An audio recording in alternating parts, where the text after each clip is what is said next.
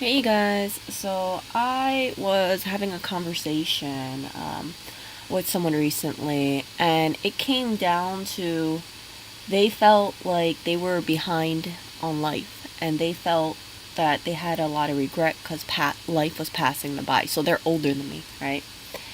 And it just kind of made me think, it just kind of made me think that you guys know, like, I'm in Hawaii because of a funeral, right? The funeral passed, but I'm just using this time to reconnect with people that are in Hawaii that I haven't spoken to in a number of years. And yeah, there's been a lot of eye opening things because a lot has changed. A lot of change has since I've been in Hawaii, and I find that people are much more comfortable speaking to me in person versus over the phone or messaging me. And I think it comes down to really that face to face connection. Some people will say, "Oh, Erica, that sounds crazy because why couldn't you just like call each other up or message each other?" But when you are next to a person, and you are right in front of them, and they're telling you about all the stuff that that's been going on, how much they've been affected by the what kind of thing, how people in their life passed away unexpectedly. It's just like a very it's very nice to catch up with them. But as I've told you guys, right, it can be very you know draining in a sense. And I'm not saying that in an offensive way, but it's just draining because it's like you hear about all the stuff that happened, and part of you feels like you didn't know. You had no idea. And it's just because really some people, they don't feel comfortable typing out everything, right? They don't feel comfortable, let's say, sending this long-winded email about everything that's been going on in their life, and I completely understand. So yeah, that's why, like, if I see it, like, I'm kind of have like low energy levels sometimes. It's not because I don't give a damn or I'm just like, oh, I'm so miserable. It's really because it's like you hear about all this stuff and you just think like, all this crap that's been going on. It just, yeah, you hear about the good things, but you also hear about the bad things. I've shared with you guys before, right? I've had people say like, hey, we should really meet up because I don't know if it's like because they watch my stream or they follow my channel and they just think like, man, Erica's been really on this whole time is finite kind of thing, right? Be around people that support you, be around people that love you, be around people. It's like, even if they have, even if they, let's say, get on your nerves or something like that every so often, right? Like the whole story that I shared with you yesterday, where someone's dad was doing some maintenance around the house, and then they were pissed a little. They were agitated. I don't want to say pissed, but they were agitated because they said, "Oh, my dad just left the drill battery out charging in the garage, and yeah, what if someone takes it?" I'm like, they're just like, "Oh, my dad should have known better." And I said, "Well, why are you focused on the battery kind of thing? You should be focused on the gesture. You can always replace the freaking battery. It's $100 battery, but really." And I know people would say, "Erica, you seem like you're not in touch with it," but what the hell is $100, right? What is up with $100 when I know that person can definitely comfortably afford $100? They should not. And I told them, I said, you got to be mindful about your parents, because I don't have both of my parents. And I know how painful it is to lose a parent and then just go through life and just kind of think like, oh, I miss having that conversation, that warmth, that direction. And yeah, both, I think having a strong family unit is incredibly important. I've shared it with you guys before, right? Like, I see that, I think mothers as being nurturing, and this is just from my experience. I'm not going to blanket statement it, but I think mothers are very nurturing, and then father figures tend to be strong and kind of protective, like like an eagle of sorts, right? Just watching out, and together it makes a beautiful relationship. But if one goes away or one passes away, I feel like there can be an imbalance, and that imbalance can really mess with someone's head. I know, like, after my mom died, I was just really screwed up in the head for a really long time. So I had to get, I sought the help of a therapist, and it helped me out tremendously. So I'm going to share this with you guys. I hope that maybe it makes you kind of think, like, if you guys are going through something in your life, or let's say you have a loved one that passes away, right? Or you feel like you're losing track of time for whatever the reason is, right? And let's say you've gone and you've had an alcohol problem, or you're not where you really want to be in life, right? Just hold on to this thought where you have people, ancestors watching down from above, right? And just because you can't see those people, doesn't mean that they're not thinking of you, that they're not wishing the best for you, kind of thing. And same with physical parents, physical, not just parents, but loved ones, relatives, that kind of stuff. Whoever's on your team, right? Hold on to them. And in the moment when they do eventually pass away, because everyone's going to pass away. You're going to pass away. I'm going to pass away. Everything in this world that's living is going to pass away. Just remember, all the good times, and remember the lessons that they tried to instill within you, and run with it. Really run with it. So I'm gonna play this thing over here, and yeah, I think some people, it might be triggering to them, especially if they lost a loved one that they looked up to, or a parent. But yeah, so I haven't been like 100%, because it's like, when you deal with death, and I know some people will be like, oh, Erica, some people have this idea that I do YouTube because I want people to know who I am. Like, no, if I cared about people knowing who I was, I would put my face in my profile picture. I wouldn't do so many streams where I'm just talking and I'm not showing my face. But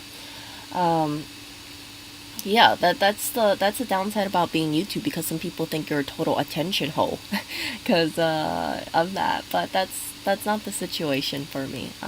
And it kind of saddens me when some people insinuate certain things, like I just do things because I want everybody to know who I am. But no, that's not the case. So I know who I am, right? And I've read comments about certain things too, and it's just like I'm just thinking, like, geez, they're really like off base. So yeah, if you guys and I know I'm getting off topic here, but if you guys, let's say, hear certain words said about you, or you read certain words said about you, just know what the truth is, right?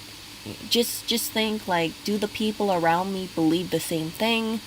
Is this really reality, or is this really just a YouTube comment that from someone that has like this thought about you based on how you come off in that split second? So for instance, right, sometimes I'll joke around with people, and I'll just be sometimes I'll be like, oh my goodness, you don't have common sense, hello, like that kind of stuff. And it just, I know, like, I think I said that on my stream yesterday, and some people, they just kind of think like, holy crap, Erica's so bossy, she that kind of thing.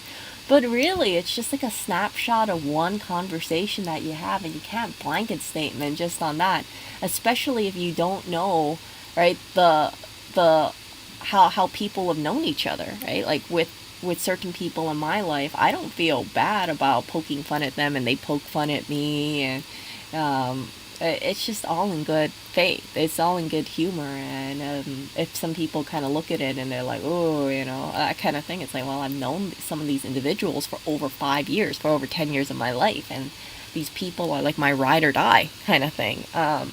So yeah, that's the dangerous thing about YouTube. Sometimes it's like you have an interaction with people that you're close with, and yeah, just like a 30-second clip or a 1-minute clip, right? It has this little thing. But I would say, whatever you see online, right, you can't just take it on this one interaction. You have to see it like, is this a reoccurring theme? Do you see more of this person's interaction with the person outside of 30 seconds? And if you do, right, if you see like smoke, there's fire, that kind of stuff, it holds true. But if you just see it's like, people or 3 people joking around, and then 2 people are like poking fun at another person, and you see a 30-second clip, that doesn't mean that the 2 people are bullying the one person. See where I'm getting at? But yeah, so YouTube, you got to really know who you are, because certain things can be taken out of context. And again, if you don't see, if it's just like a one-time thing between people, I don't think it's anything to really look into. But yeah, depending if you see like constant themes kind of thing, right? Like there's this one YouTuber, his name is, I forgot, I want to say David something, David Do.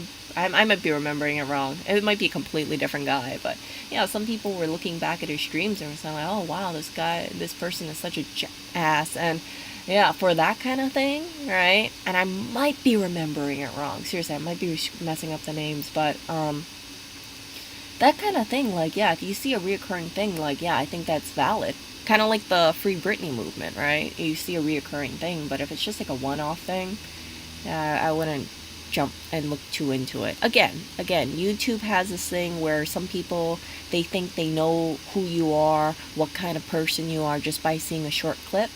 But truly, you don't really see how a person is unless you have a more well-rounded view of that person. I'm not, I'm saying like well-rounded as in you see them how they are on and off camera. And yeah, sometimes you hear about celebrities too, right? They act like a certain way, and then you find out off screen they're a total beat. I'm thinking like Leia Michelle, for instance. Remember the chick on Glee? She was really like, she'd always played this kind of like, people thought she was innocent, and then you find out all this terrible things she did to her coworkers, allegedly, and it's just kind of like, wow, all on camera, off camera, that's really something. But yeah, unless you hear those kind of personal experiences, right? Like sometimes take what you see online for a grain of salt. But yeah, because sometimes I see, like, I hear about these Hollywood celebrities, you think they're really great, and yeah, like the Leia Michelle thing, I was horrified. I was like, really? She's like that? Oh, terrible. Okay, so I'm gonna play this really quickly over here, and you guys can watch it. Hopefully YouTube doesn't get all pissed off at me. Let's go over here, and let's see. So not Mufasa. Oh my God, what's his name? Rafiki takes him over to this area over here. I'm gonna have to pause this every so often, you guys.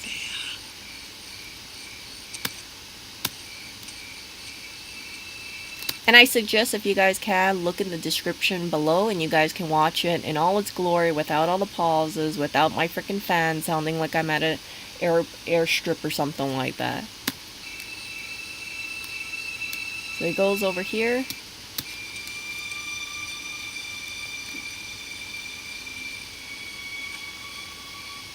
When I was younger, this never really dawned on me, but as I got older, I started seeing the bigger message behind it. It's like, when you look at yourself, do you see just your face, or do you see someone deeper than that?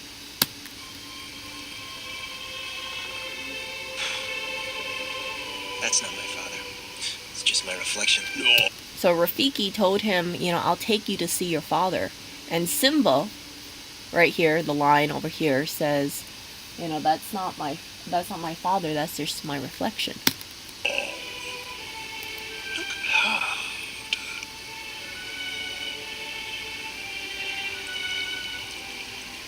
You see, he lives in you. I gotta say, the images here look absolutely amazing. I think they remastered it, or they definitely retouched it of sorts. Yeah.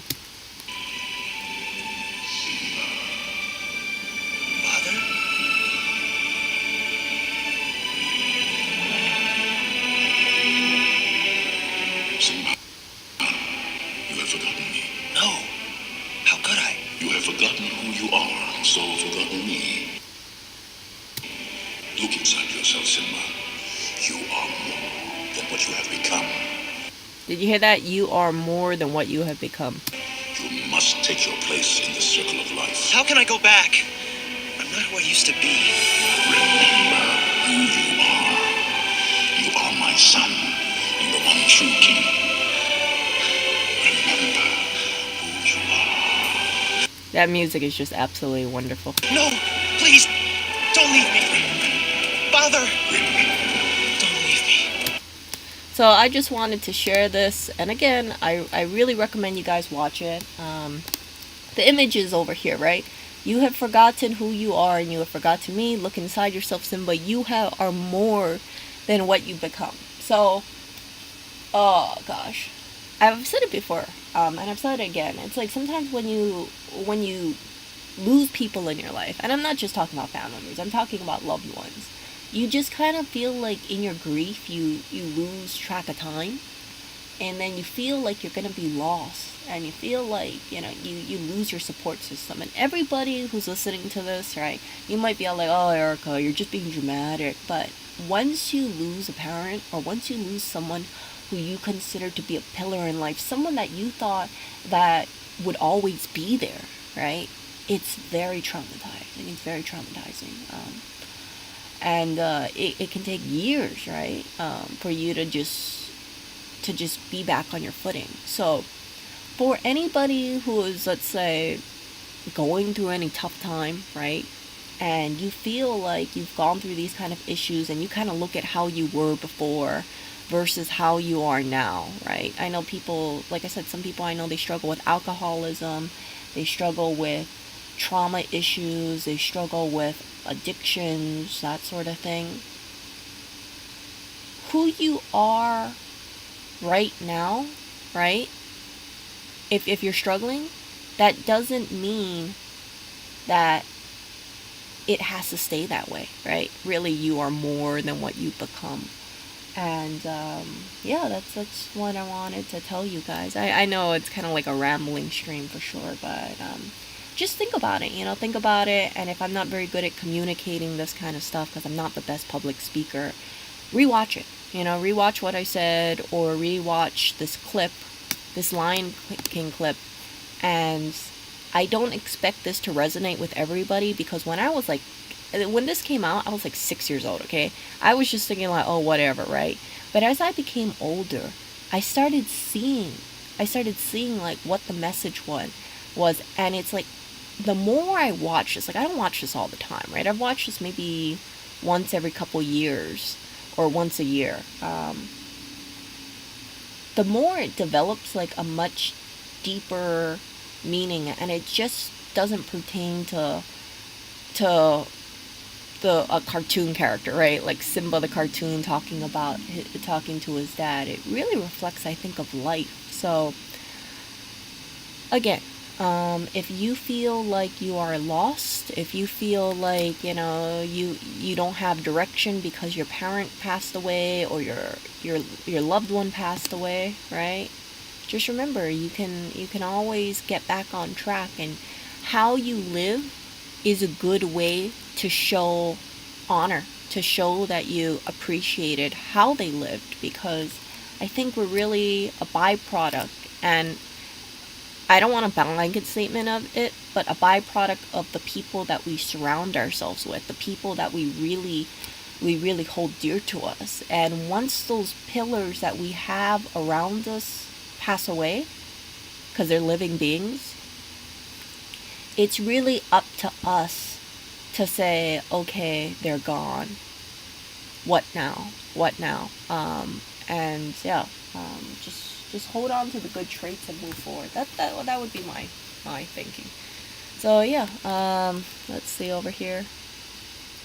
See this? So it's really powerful, because there was this part over here. Simba, you have forgotten me. No.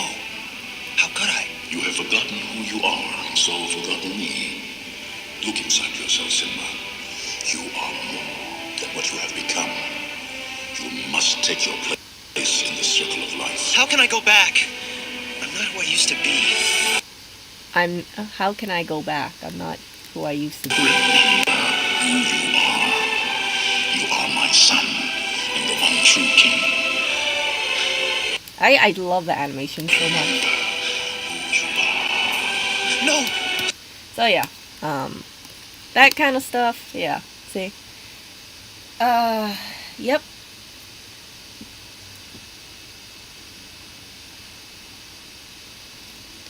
No, you know what the thing is? Like, I think that if you have a dream for yourself, if you have a path for yourself that you wanted to take, but you felt like you lacked courage or you lacked, you know, guidance because a person in your life, like in this case, right, Mufasa passed away earlier than uh Simba anticipated. That doesn't mean that just because your cheerleader passed away, that doesn't mean that you need to stop having hope in yourself. You see, and again, I've been in the Simba situation before, and it's very it's very like you lose track of time. Really, you really do. So, um, but now, right now, it's kind of look at things a different way, and I say that's why I've been talking about this several times, where you need to really remember the good qualities in the people that passed away, and say, I was blessed to know a person like this in my life. What am I gonna do about it? Do you just let those qualities fade, and then they're whatever they did in the world to just fade into a distant memory? Or do you actually try and pick up the mantle and say, yeah, you know what, this is how someone lived, and I will always be appreciative of it. And just because they died doesn't mean that however they lived has to stop. So, yeah, that's the whole thing. That's the whole thing. So it's like through that sadness and through that grief, you have to kind of think like a bigger picture. Yes, grief is always going to be around, but you can either let grief cripple you, or you can let the memory of a person push you forward, for sure, kind of thing. But yeah, so let me push this over here, right? So a lot of people, again, I know they just kind of look at things and they say, oh, I'm just, they feel like they're unsatisfied with their life. They feel like they're too old, for instance, and it's like a prevalent thing. I know people would say, Erica, you're just talking about yourself. No, it's a prevalent thing. I've had a number of conversations with people, and one person was telling me, they said, oh, Erica, I'm really close to being like what's it called, having a midlife, being midlife. And I was like, what's midlife? And they said 40 is like midlife. And I was like, really? 40 is midlife? And I thought about it. I was like, oh, crap. Yeah, that is 40. Oh, And I know it seems so insensitive. They were telling me, they're like, yeah, so I'm really close to midlife, and I feel like I didn't do everything that I wanted to do. They said, yeah. But I just think, like, yeah. But yeah, so they were beating themselves up about that kind of stuff. And I was like, wait, you gotta hold on to what you have in your life. Because, for instance, right, you can make all the money in the world, kind of thing. But if you don't have good people in your life, then I feel like life would be a lot more lonely that way. Money is not everything, okay? Like, I know some people have this misconception about me. Some people, like, I know it, right? Some people will say, like, oh, Erica, you're just a gold digger, you're a fame hoe, and things like that. I'm like, no. No, if I was a gold digger, I would be buying so many things. If I was a gold digger, I would advocate more for my own, having things on my own benefit. But I don't. I don't. I've always just saw myself as support, and I always thought, like, hey, you know what? People are gonna think what they want to think, but I know who I am. And yeah, that's the downside. Like, sometimes it's like, some people have this misconception, and this is on a personal level, right? Some people have this misconception that I might go out there and I'm like, hey, do you know who I am? I'm like, I'm not like that. I actually like keeping that stuff on the down low, because I want, like, people who know me, I don't want their perception of me to change just because of someone that I'm with. I'm my own person. I'm not, famous or anything like that.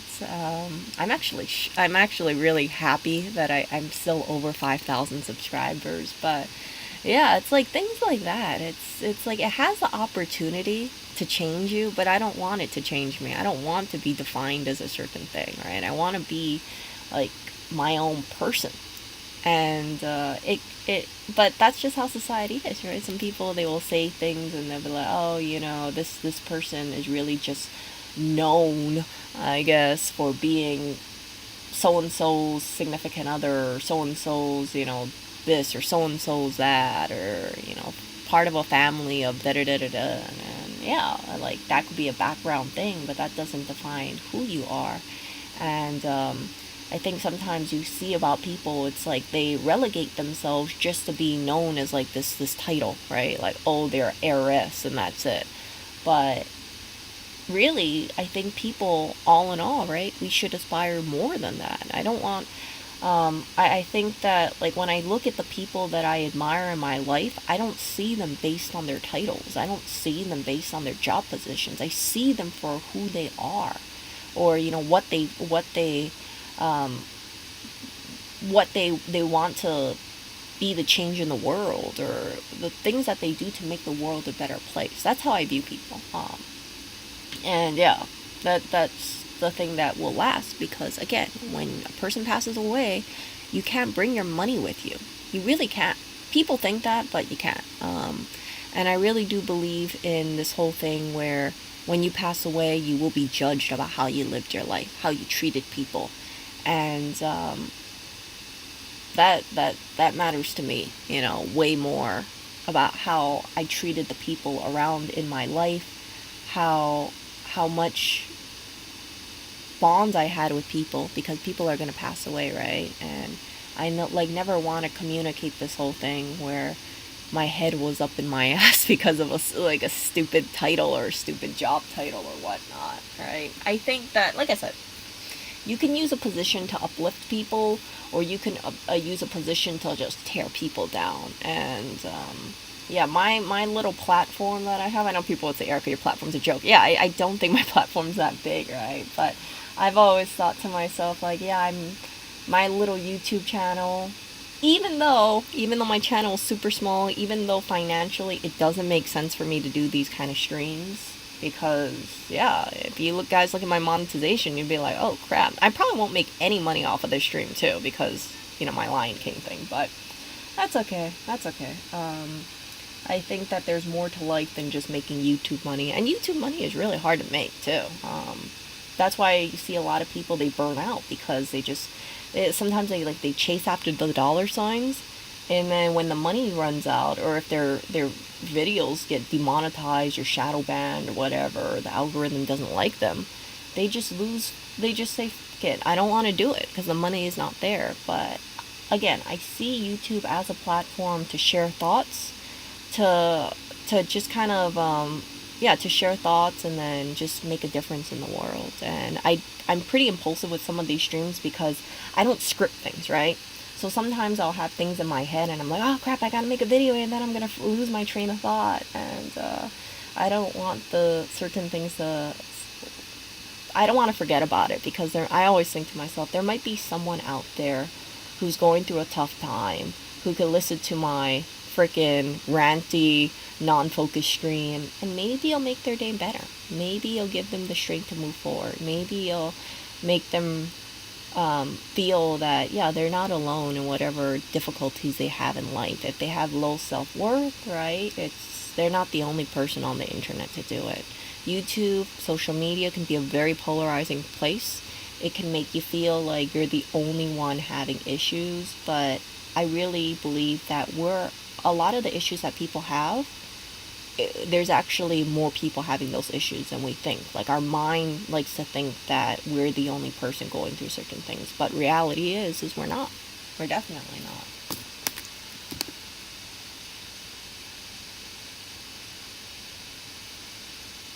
Yeah, this is my MacBook. That's the fan that you're shh kind of thing. Right?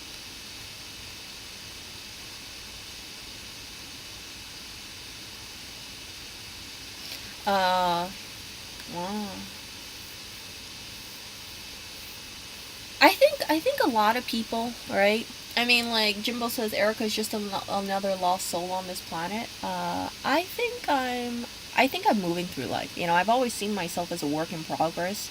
I don't see myself as lost, because it's like if you're lost, then you feel like you have no purpose in life, you have no desire to move forward in life. Kind of like if you're in purgatory, I imagine, right? You just kind of float around. But I don't really feel like I'm just like floating around. I feel like I've always known that, hey, these are certain things that I want to do in the world, but it's hard for me to kind of think about like, frick, okay, Erica, well, make sure you get a job that makes money and you feel like you're making a difference in the world, and you're not getting, some kind of like terrible working condition kind of thing.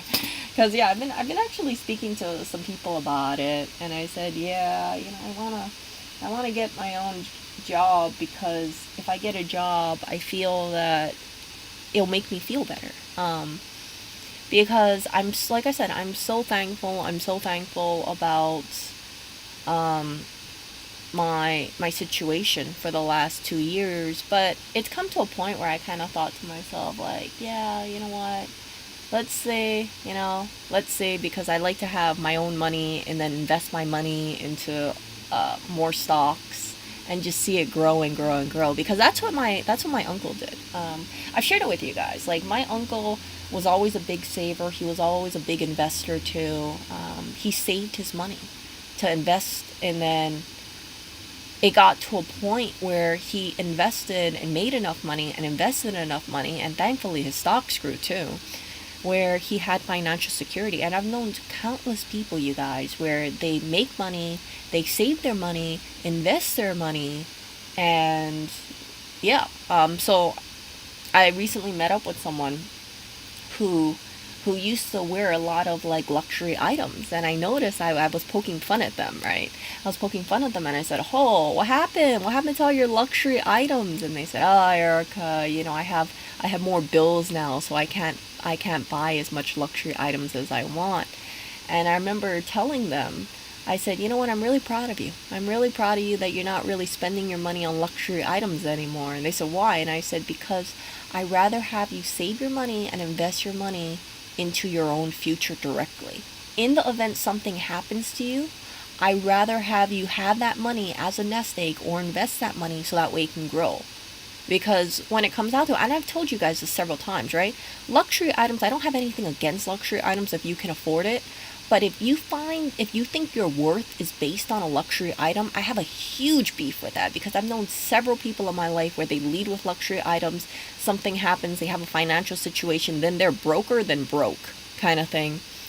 And then they surrounded with all these luxury items, but they need cash, right? And part of the reasons why they are in that predicament is because they bought so much freaking stupid luxury item stuff thinking they needed that to show off like an image, or to have this idea that they have worth within them. But you should already know you have worth, right? So that's why, like, when people ask me certain things, like, oh, what do you think is like attractive about me, right? Like, what do you find attractive about me? Or what do you think my like good qualities are, kind of thing. A lot of the times I'll just tell people, like, you should know what those qualities are, right? You should know who you are inside, all the things that are innately inside of you. I feel like sometimes it's like if you tell someone all this stuff, like, oh, you're a nice person, oh, you have a good morals, oh, you fight for what you believe in, right? People should not need to hear that. They should know that kind of stuff. I don't, like, I already, I know that I'm flawed. Everybody is flawed, right? But it's like, it's like people need to hold on to that. Because at the end of the day, again, we're not going to be able to bring our possessions with us, for sure.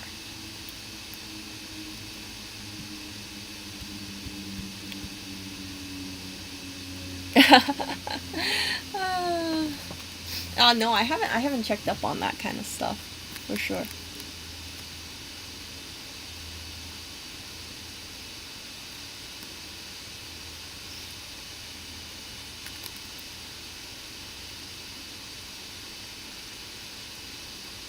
Yeah, I've had that soul sucking job where it was freaking terrible, and it really did a number on my psyche. I shared it with you guys. I was that health insurance job. I would never ever work for health insurance ever again. Seriously.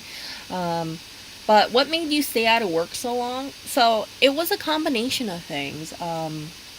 First of all, right? I thought to myself, like, I've always wanted to have that life where, and I know people are gonna give me crap about this, but I've always wanted to have a life where I said, hey, you know what?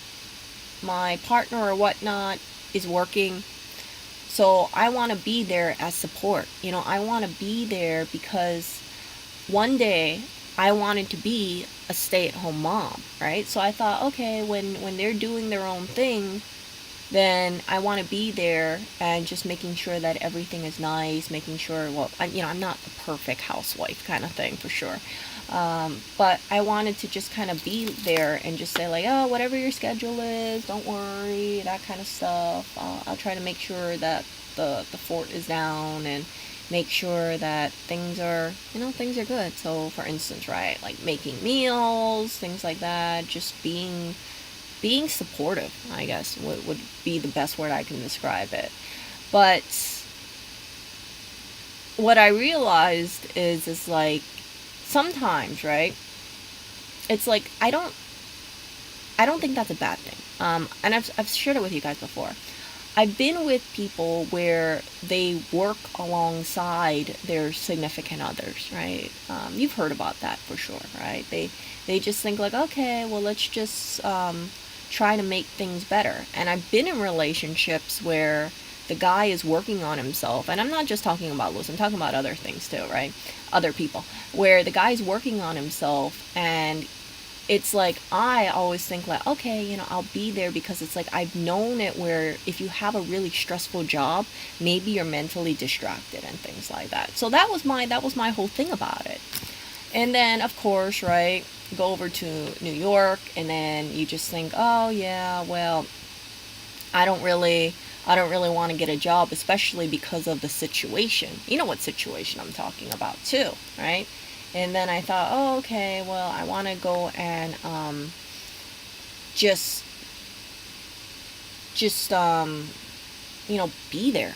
And I know, like, the way it sounds is just kind of like, oh, Erica, you're repeating yourself. But yeah, all that kind of stuff. But what I didn't expect, for instance, is like I would get car sick. So it's like you guys heard about that. You guys have saw the stream about it. I found out I was car sick about the Tesla, and that made me really hesitant because I thought, well, I don't want to get car sick because I have gotten car sick before. But in a gas powered car, I didn't have that kind of issue. But yeah, I just thought, like, if he wanted to travel or do anything, I don't want to be limited by my PTO kind of thing. And I thought, like, the end game is eventually I thought about having kids and that kind of stuff, right? It's like that was my mindset at the time. So I thought, like, okay, well, I don't know whenever that would happen, and that was my thinking. It sounds so backwards, it sounds old fashioned kind of thing, right? But that was it. So it's yeah, it sounds really old fashioned, but yeah, I realized that I wanted to expand my stock portfolio because I kind of got to thinking that what happens if there's a financial situation where I need to make money because, let's say, something happens to my dad, right? And I want, like my uncle was able to provide for his mom, I want to also be able to provide for my dad in case anything happens. And I thought to myself, right, like, I can't ask someone, like, oh, okay, well, you know, my dad has all these expenses and I want you to pay for it, because people will say, like, oh, you have no right to do that, Erica. That's not your money. And that's true. That's completely true. It's not my money. I'm not entitled to anything. But I thought, like, okay, but I gotta be mindful about that. I gotta be mindful in case anything happens in the future, and I'm not going to just think, okay, well, I'm not gonna think about it right now. That's what I've learned in the whole thing where the whole talk about death and wills and things like that. It's like some people, they can die very unexpectedly, and their health can take a turn for the worse, and medical bills definitely add up for sure. It can be a lot of freaking money, even with insurance. And I never ever want to be in that financial position where, let's say, I need something or my dad needs something, and you know, I have to just kind of think like, okay, well, I gotta pay for my own thing and I don't have enough money. Like, that would not be a good situation for myself, right? So I'm still pretty young, and that's why I've come to that kind of conclusion. See where I'm getting at?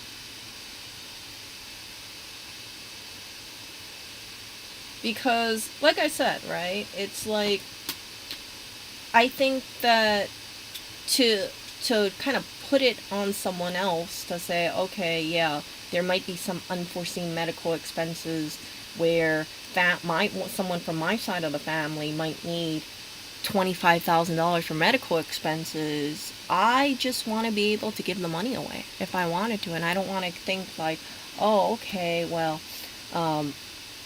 yeah, like I don't have that money for whatever reason, or not even 25,000. Let's say it's like 199,000, 198,000 kind of thing, right? They need it for medical bills, and I know that sounds insane, but you guys get what I'm saying? Like nursing care home costs, that kind of thing. All that stuff really makes me think about that. And yeah, so that was the thing. I thought about medical bills, and I thought, you know what, maybe one day I'll have kids, but I really need, until that time comes, I really got to think about my own financial security. Because I can always say, okay, I have kids, I don't want to work anymore, I want to just be a stay-at-home mom.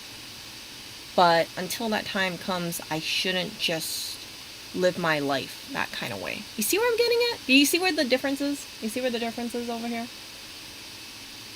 But yeah, I think family is super important. I think having kids is really such a big responsibility and an honor. And I really just wanted to like kind of walk down the footsteps of like my mom, my grandma, and just kind of think like, I want to be that kind of mom where I'm there for my kids.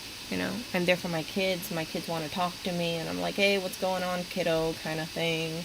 Have a lot of family time, have a lot of experiences. And some of the women that I really look up to, right, and they have really good relationships with the kids, were the stay-at-home moms, because they were very focused on the kids, and there was such an open communication, right, because the parent would wake up, they would do things with the kids, and the kid would always turn, and then the mom's right next to them. And I know it sounds really sappy that way, but every time I saw that, I saw it more when I was younger versus now, because, finances, right?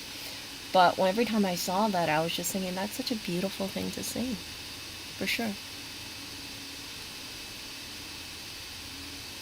Weddings are, oh my gosh, weddings is such a price gouge kind of thing, for sure. Funerals can be very expensive too. So all that stuff, all that stuff is the reason why it's like those kind of finance things. Yeah, so unless I had kids, unless I had a kid, I came to the conclusion that, yeah, I should be making money in the meantime, because it's not guaranteed I have a child, right? Some people would say, oh, it's a natural thing to assume that a woman's going to have a child, but I can't be too sure of that. I don't know what the cards have to bring. I don't know things like what, I don't know, like fertility issues or whatnot. Just being real over here, right? So I don't want to be sitting like a little duck, being all like, okay, I'm just, I don't have any kids. Yeah, just being like a sitting duck kind of thing. See?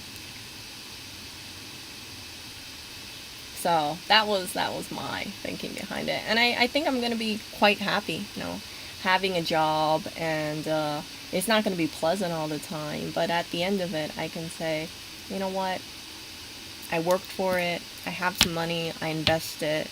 And I'm getting closer to the path of just feeling like, hey, I'm bettering my future, so I can take care of the people that I love, and myself in case anything happens, right? Because you gotta watch out really for yourself too, as a as a human, because you don't know if you're going to have this unexplained medical bill. You don't know if, I don't know, something happens and the place that you're living in, the pipe bursts or something, or you own it, or I don't know. You guys get what I'm saying? Like, a lot of unforeseen medical expenses.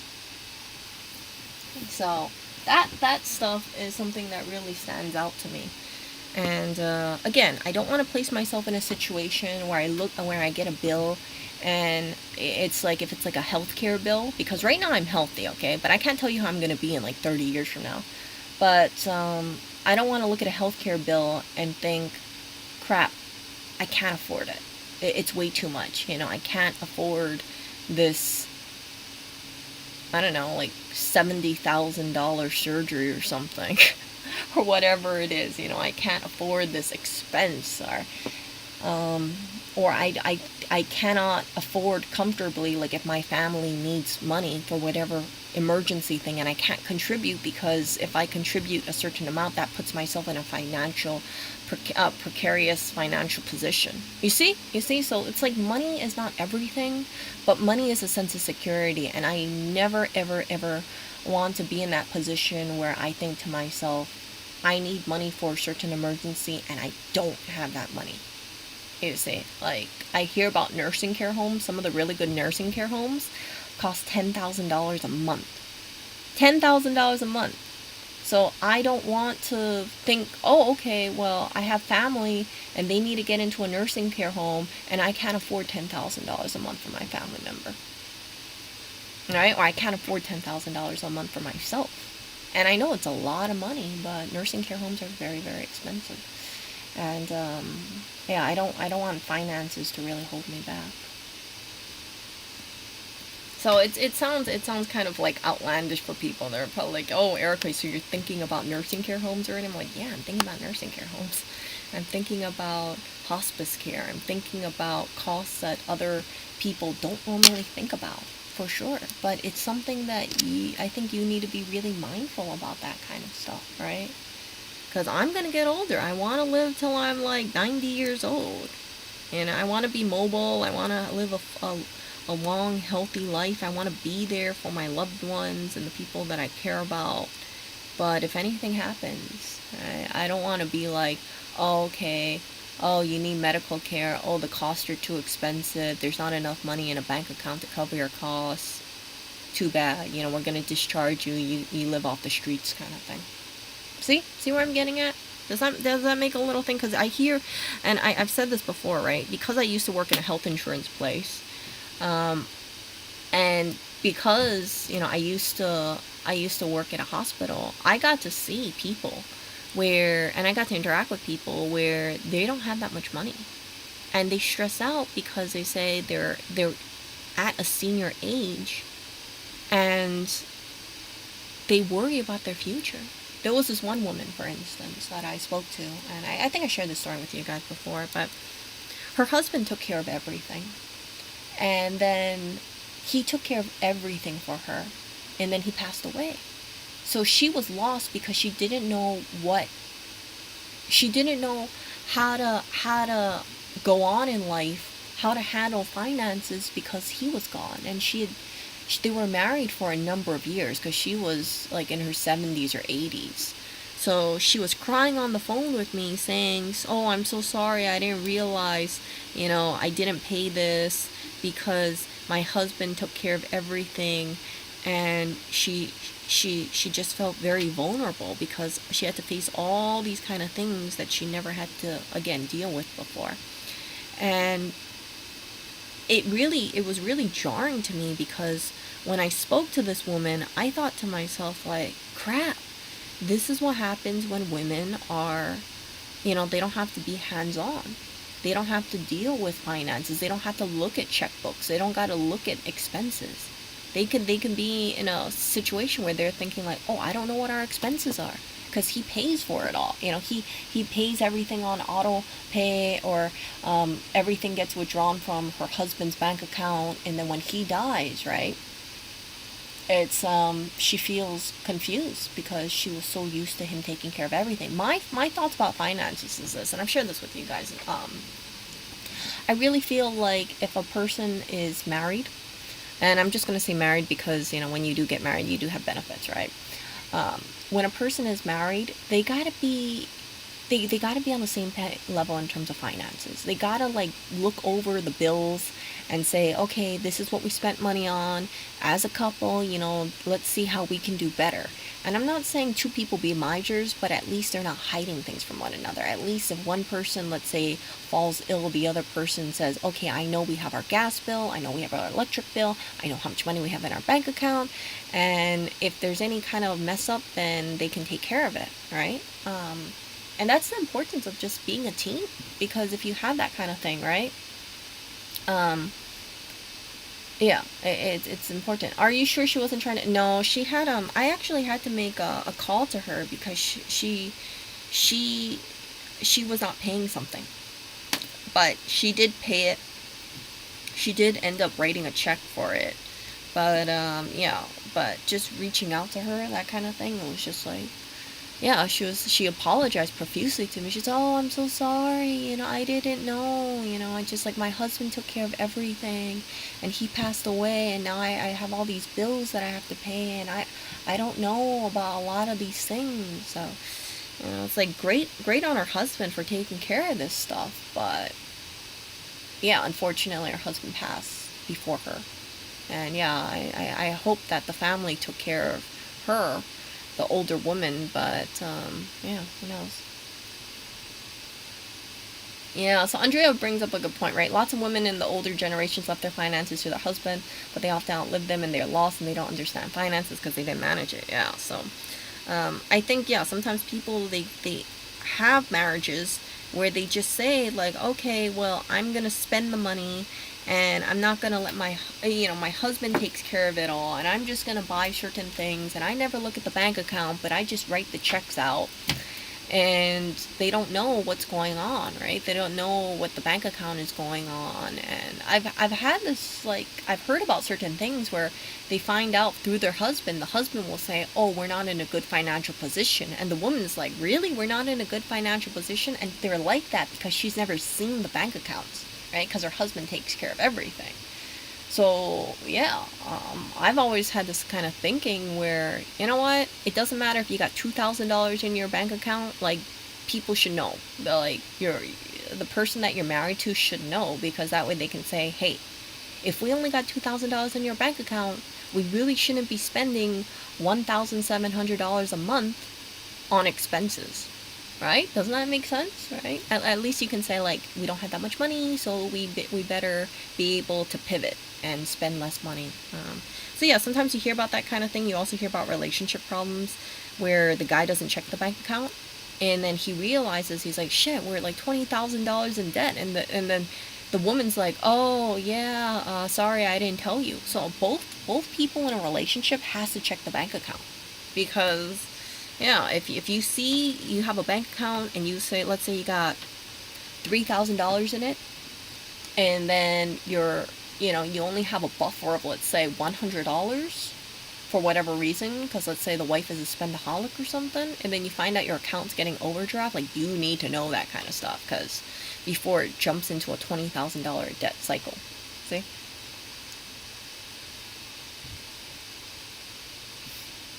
Not really, not really. I think it's like, I think of women, and I know this is going to sound controversial, but I think of women as more like the nurturers.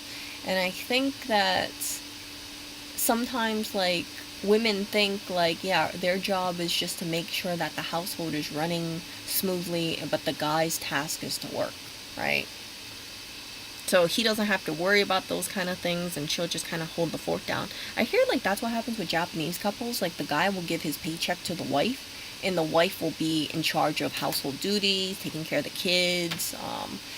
And yeah, but I don't know how it is now, because it seems like Japan's birth rate is going down, and I don't know if it's feasible for the wife to stay at home and the father to be a salary man or so. I don't know.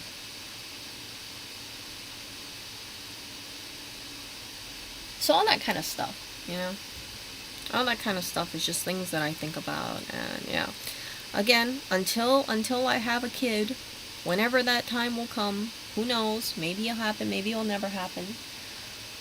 But until I have a kid, I think I owe it to myself. I think I owe it to my family and owe it to, future to say, okay, I use that time to at least gain more money, right? Because that's something that's really important. It's like use that time to make more money because that way it ensures more financial stability in the future. See? So I don't want to have this thinking where I just say, okay, well, yeah, I just like, I don't want to say jump the gun, but it really is jumping the gun. Yeah, but it's not bad, right? Like, I think that just down the line, right, if something happens, let's say, to my dad, and my dad needs a lot of medical expenses, right? Let's say he has like $150,000, right? I mean, I gotta think like I don't know, 200,000 sounds a bit high, right? But let's say 150,000, something like that. Medical expenses in the future. I want to be able to say, you know what, I'll take care of it. No problem. No problem. I'll do it, And it's not like it's a stressor where, oh, okay, yeah, like you worry about the medical bills. Because the number one reason for bankruptcy is medical bills. And I don't want to have that stress of these like high medical bills. I mean, I'm not saying that you can avoid it because something can happen, right? You can end up with a brain aneurysm or something, and yeah, you'd be screwed. But if you can, right? If you kind of feel like geriatric care is coming up, then yeah, be cognizant about that stuff. Yeah. So lost time equals lost wages. Exactly. Exactly. And oh, I have no idea how much an MRI scan is in the U.S. I have no idea. I've never gotten an MRI scan. I've gotten x-rays, but I even can't remember what it was because then I have insurance, so insurance covers X amount of it, right? So you got what the insurance pays. I guess there's the deductible, and yeah. So what are the costs? I can't say. Yeah. Yeah, you can't get back time, right? And time is ticking. So I realize that yeah, by not working, by not having anything on my resume, it looks like a break, and that's not good because time is moving forward. Time is not moving backwards. So I kind of look at people, and it's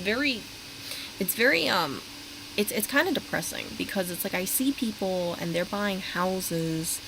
They're like the same age as me. They're older than me, maybe a few years older than me, and they're buying houses. They're buying real estate, and they're going through the cycle. They're moving up in their careers, and here I am thinking like, shit, god damn it, that kind of stuff, right? Like, and it makes me feel a little insecure because it's like, yeah, it makes me feel a little insecure because I think like, oh crap, oh my gosh, I'm gonna go into these interviews feeling like I got a tail between my leg kind of thing. Like, I know how my resume looks like, but at the end of it, right? It's like I'm very thankful for the experiences that I did have.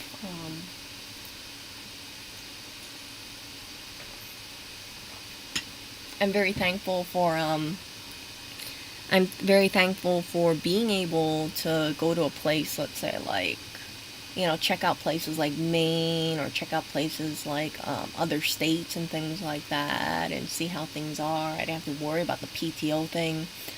But yeah, it's like it's hard, right? It's hard for you to kind of. I mean, I can't hold a full-time job and go traveling at the same time. There has to be one or the other.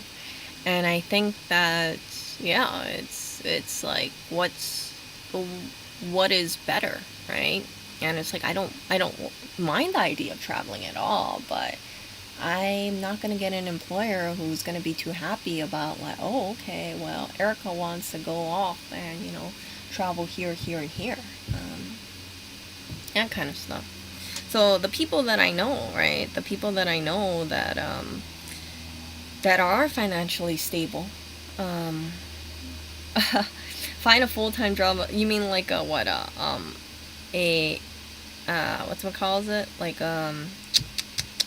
air hostess, air stewardess, like that kind of thing. Like no.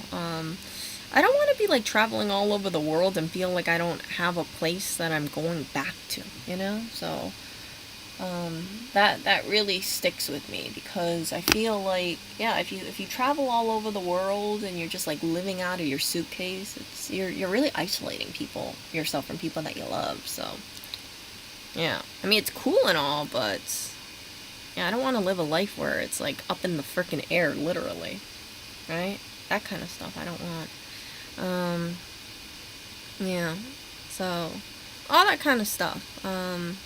Yeah, that really makes me kind of think about things too.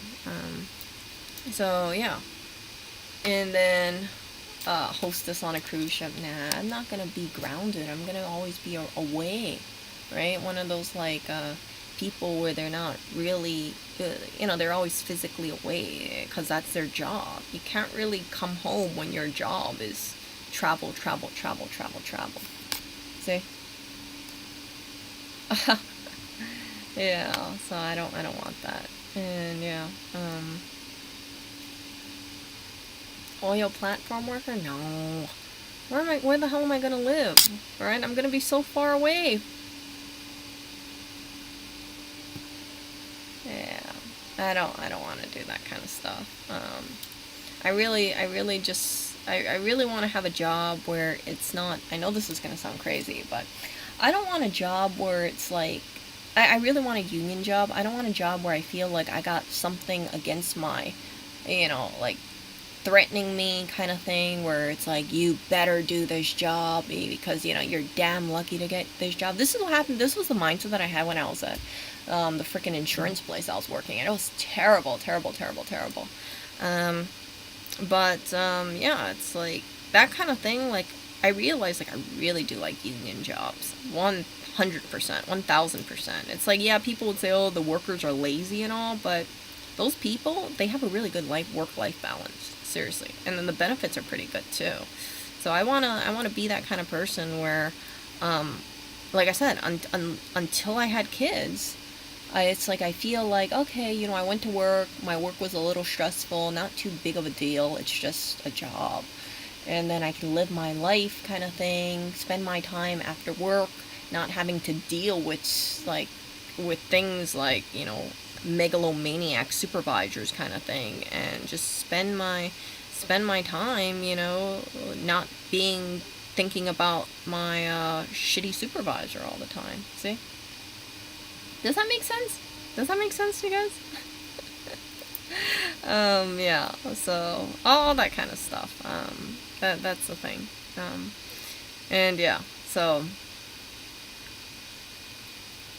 yeah, I just kind of think about that, and I think there's some kind of like I think that some people have this like misconception where they think like, oh, well, Erica, why don't you just ask? Why don't you just ask for a job kind of thing? And it comes down to it, and I know what you guys are going to say, right? Some people might be thinking this, and I'm just going to talk about it.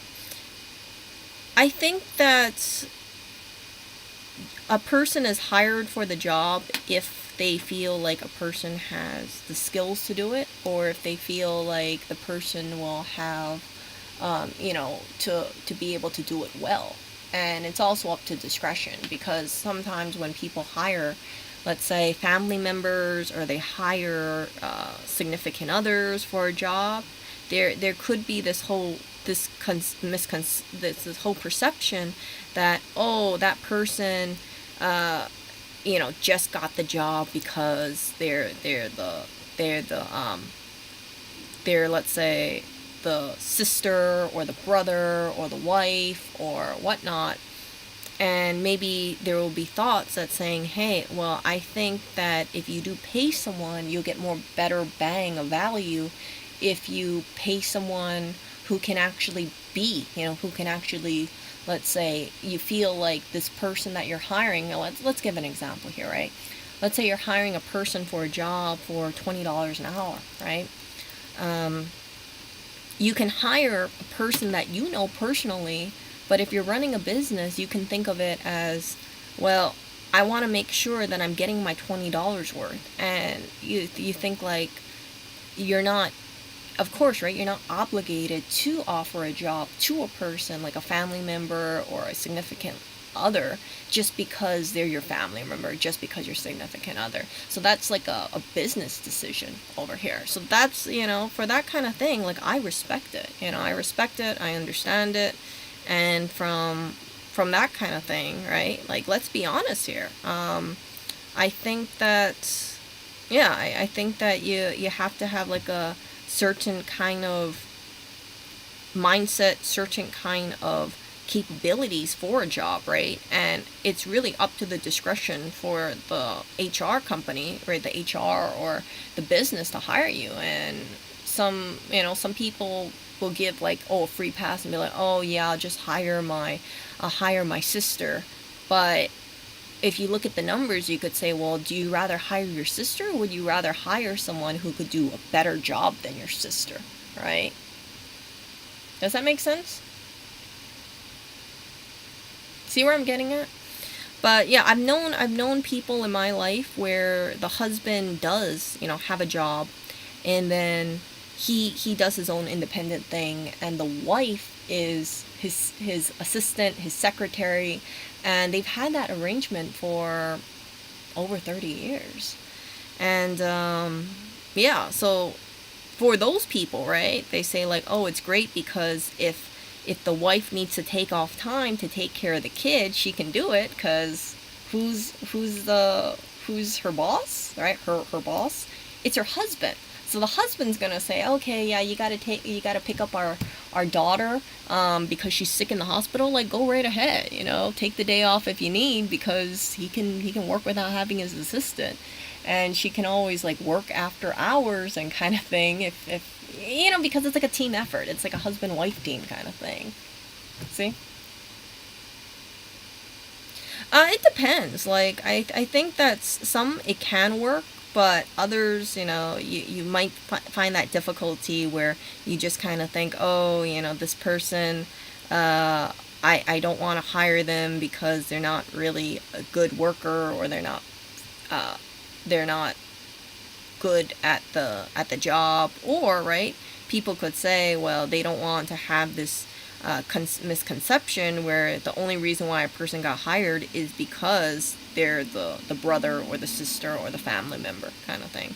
Personally, for me, right, but there's just my opinion, like, if I had a business, and I know people will be like, oh my gosh, if I had a business and it was just like waitressing job or something like that, really easy, I would not hesitate hiring family members, but I would clearly communicate. I would say, I don't mind hiring you, but I just want you to know that I don't want you to, like, take this job for granted kind of thing, because at the end of it, right, I'm giving you a free pass because I believe and I have faith that you can do it. Now, maybe there's someone better here, but I want to make sure that family, right, family has priority if I feel like they can do the job, because blood is thicker than water when it comes down to it. Now, I know people would be like, oh my gosh, Erica, you would not be a good boss, but no, that's what I would say.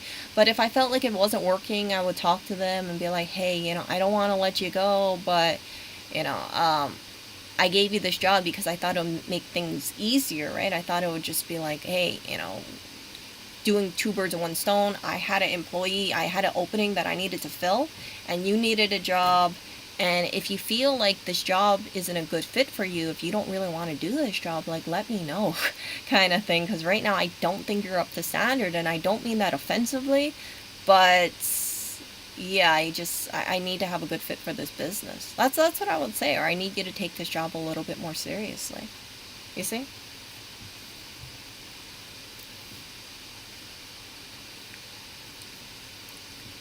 No, I wouldn't ask family to work for free if I had my own business. I would pay them. I would pay them.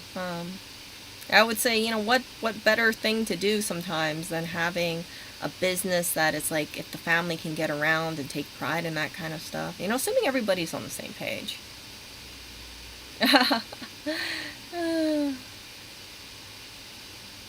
Erica to Oreo, it's not been working out here. You've been late every day. Oreo is different, okay? Oreo is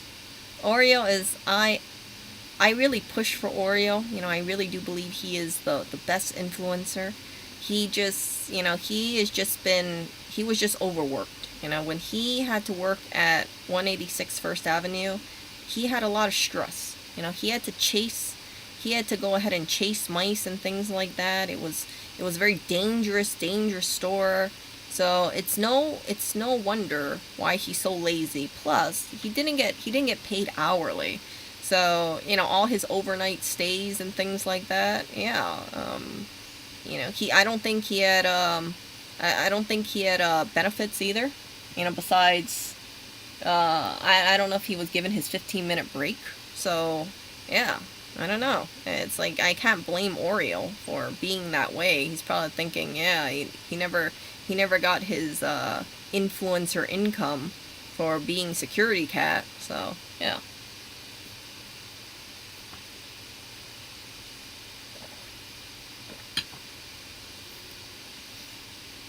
Yeah, Oreo's given a free pass. He's a very hardworking cat.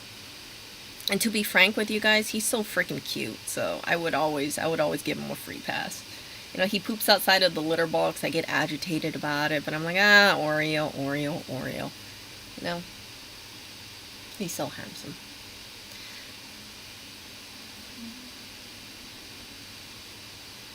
I don't know, like, yeah.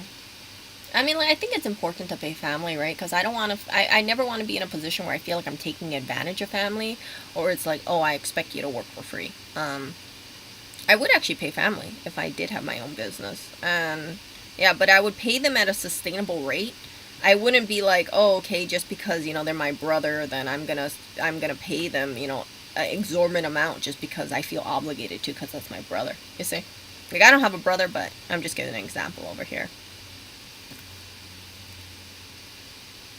But then, right, again, if I had my own business, hypothetically speaking, I would hire um, based on do I feel like they could do the work or not. And if I felt like they could do the work, or I could train them to do the work, then yes, I would hire them. But if I felt like they couldn't do the work, then no, I wouldn't hire them.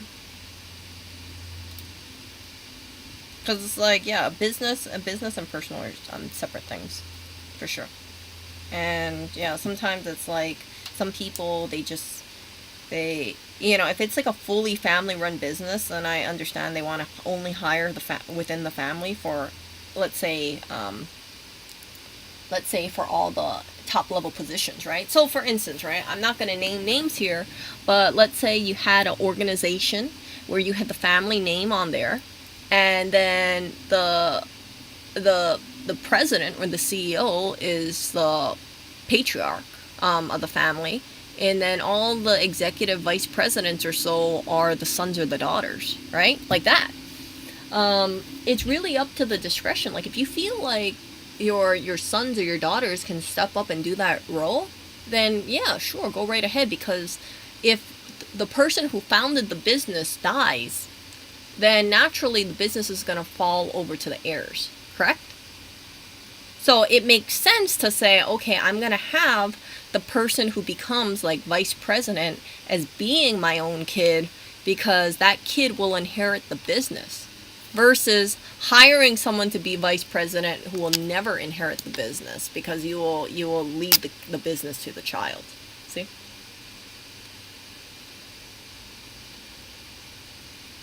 So I've seen some businesses where, yeah, the president is the dad, and then the vice president is the daughter, unsurprisingly.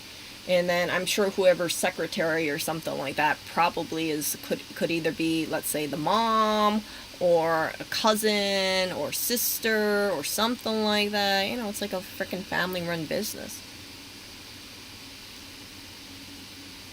All that stuff. So it's like, I see that kind of thing, and I think it's great, because it's like, if you get the family involved in a business, if they all work together and they all have this common goal, and they're all like, hey, yeah, you know, it's great, you know, we work together, we spend family time, we knock two birds with one stone, great, but it can get kind of, I guess, kind of messy because, like, what if it doesn't work out that way? I've known, like I said, I've known a few people where their parents start a business, and then the kids are the workers. So the parents will put the framework in place, the kids will help out the parents, and then there's this expectation in the future that the parents will help, that the kids will inherit the business. So it's good that they're learning how to do things on a lower level, because as they become older, right, then you're going to have like two co-owners, right, when the parents pass away. And then if the kids, right, the kids who are on the lower level right now have kids, then who are they going to hire when they want to have, they want to fill a position about like learning how to do the job? They're going to hire their own kids. There's nothing wrong with that. There's nothing wrong with that at all.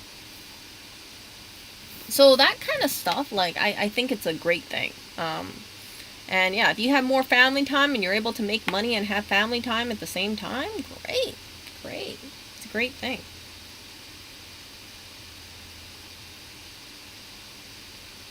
It is a great thing. I think it's not a bad thing. But yeah, I know someone mentioned board repair. I was actually telling Lewis. I said, "Hey, Lewis, do you want to go fix a board together when I come back to New York?" I mentioned to him this like 2 weeks ago or something like that, and he wasn't so enthusiastic about it. It was like he told me, he said, last time I tried to fix a board, I had something pointed at the battery, and I'm like, I don't care. I don't care if I had it pointed at the battery. Like, I didn't know. What, do I look like I took a board repair school? No.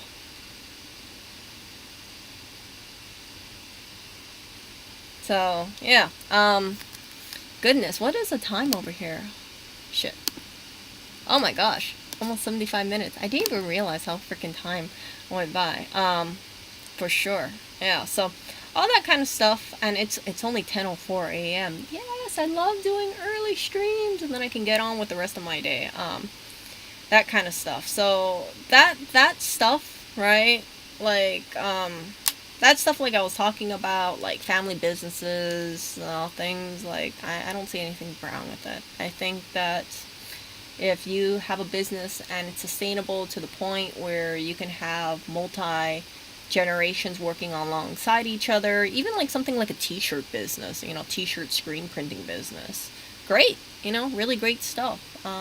Local business, let's say they're a general contractor, like great, really great stuff. Or even like a bakery, right? You got people, or farming's another one too. All that kind of stuff keeps the family unit together, keeps the family unit strong, and then when hopefully someone thinks about, hey, let's make the business more profitable because our family is working and we want to have the family become more successful as a unit, not just yourself, but as a unit. See?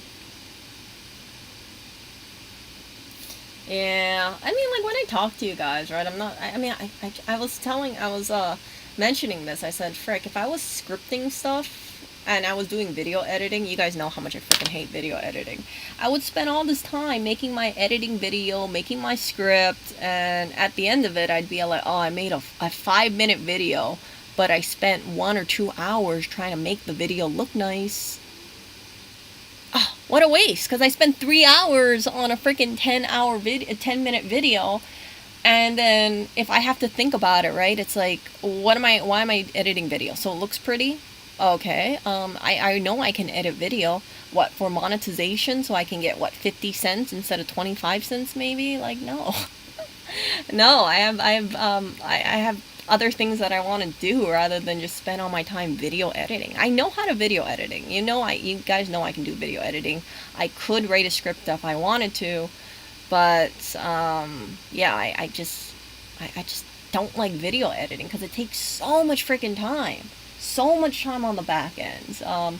I don't think I'm shitty at video editing, but it's like I watch things like over and over and over and over. I think one of the Right to Repair clips, it took me a couple hours just for not even a minute of video. It was insane. It was absolutely insane. But Yeah, I'm happy I did it, but oh gosh, all that freaking time video editing and thinking of an idea and trying to make things all pretty and nice, and oh, I rather just talk to you guys directly than freaking deal with this stupid video editing stuff. That's just me.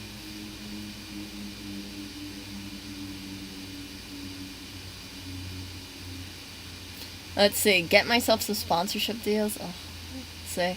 No, but you know what the thing is? Like, YouTube, people think YouTube channels are really profitable. Not all of them. Like, it's like, you gotta think, right? And I think nowadays, I've seen videos where some content creators are leaving the platform because they said they're not making as much money as they used to. So I kind of think like, well, Erica, you have over 1,000, yeah, over 1,000 videos right now. It's kind of insane. And you know what? Yeah, just like I said, I rather spend the time just popping up OBS, just talking about things, chatting with you guys, learning new things from you guys. You guys learn things from each other, and yeah, I might be giving up, let's say, $2 of revenue versus, I might make $2 off a video versus my 50 cents or so, but um, like I said, I know people where they make edited videos, and just because you make an edited video doesn't mean you make more money. So I thought of YouTube really as a hobby, and yeah, like I look at the numbers and things like that. I'm like, oh, you know what? I'm so happy that I hit 5,000. That was the one goal that I thought I wouldn't be able to make, maybe, and it was just pissing me off. And now I'm over 5,000. I'm like, yes, it's over 5,000. That makes me very grateful, just the way it is. So even if I never reach like 6,000, I'm totally fine with it. I really like having just hitting that little plateau number, which was 5,000. It's a very low goal, isn't it? 5,000. Um, but yeah, that kind of stuff. Yeah, but here's the thing, right? So on the back end things, I gotta make a video, and then I gotta edit it, and then I gotta like redo multiple takes. So you guys, like, if I write a script out, you guys will know I'm writing a script. I'll just be all like, hey you guys, so I want to talk to you about this article and da da da da da da, and then here's all the points and here's all the stuff. Like, I kind of tune that shit out. Like, I'm gonna be real here. Like, sometimes I watch like study videos and people are explaining things about medical terminology, which I take an interest in. But once I can kind of tell they're like reading off of something, my eyes just kind of glaze over, and I'm like, oh my gosh, it's so boring. Um, so I really like having a personable video versus just me just like talking to you guys, or like, here's the 5 points or here's the 10 points and things like that, because there's so much more of a, like, when you talk about a topic, I could have made this video and just been all like, okay you guys, just watch this Lion King clip, and some fluff stuff where I'm talking about um, even if times get tough, never forget the people that passed away before you. And I could try sound like, oh god, I don't like that stuff. I don't want to go behind the freaking camera and feel like I'm presenting like, oh, you've seen those people, right? They stand in front of a camera, they're standing up, they're very mindful about their posture, and they're just like explaining things, and yeah, they get more views, but that's not who I am. I don't want to be one of those people. It's like, okay, hold up, I gotta do my hair, I gotta do my makeup, okay, I gotta get my lighting perfect, okay, where is my script? And then I do the back end editing, and then you guys see this like nice 10-minute video, and then I keep doing it, and then I say like, how come I'm spending 4 hours making a 10-minute video constantly, and then I do this for a bunch of time, and I'm like, where the hell did my life go? You see? That doesn't make me happy thinking about that kind of stuff. It's really a crapshoot, because sometimes it works out, sometimes it doesn't work out. And it's really on the good graces of the algorithm as well. You see? So that kind of stuff, it's like, oh, if you, like, I see people who are content creators and they do this stuff and they take it seriously because they want to have content creating as their job. But I think for me, if I did content creating as a job, well, first of all, I'd probably try to, like, get rid of, like, all my videos, because I'd be like, it isn't YouTube friendly. It's all the stuff that I talk about, some of the stuff I talk about, it's not, like, people don't want to hear it. People don't want to hear about, let's say, my views about controversial topics, right? You gotta, like, scrub it. You gotta scrub it, and you gotta be like, okay, you guys, look at how great I am, and I'm so cool, and yeah, you just give off this like this one image of yourself, and I kind of think on it. I'm like, do I really want to like paint this picture of myself where it's just like I'm just like I'm like a teacher and I'm just like teaching you guys things, and I'm like, okay, you guys, like this is what I declare, and it's just like a one. It's not a multifaceted approach. It's just like a one-sided thing. I'm like, freak that. And yeah, I don't. It's like contrary to what people might think. I don't really care about looking like aesthetic on camera, like prim and proper all the time. And if I do go out of my way to do that kind of stuff, it's like maybe out of the blue. But yeah, it's kind of taxing because it's like even when you record that kind of video, you think like, okay, I got to make sure my hair looks good, my lighting looks good, because then you bring the focus on yourself, and that's just the reality of it. Okay, it's not narcissism or anything like that. It's like you just kind of think, I got to make sure I also clean my camera as well. Say that.